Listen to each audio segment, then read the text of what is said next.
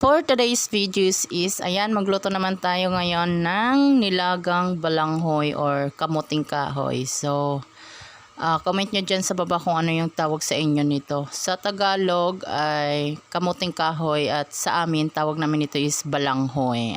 Diba?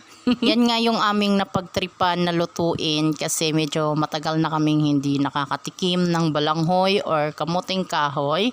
At yung time na yan is meron ding occasion sa amin. At isa yan sa napili namin na ihanda. Charot.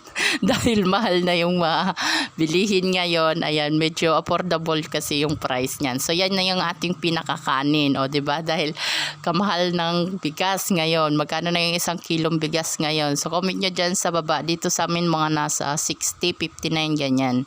So ayan na, luto na yung ating balanghoy. At syempre ayan yung aming mga naluto na mga partner.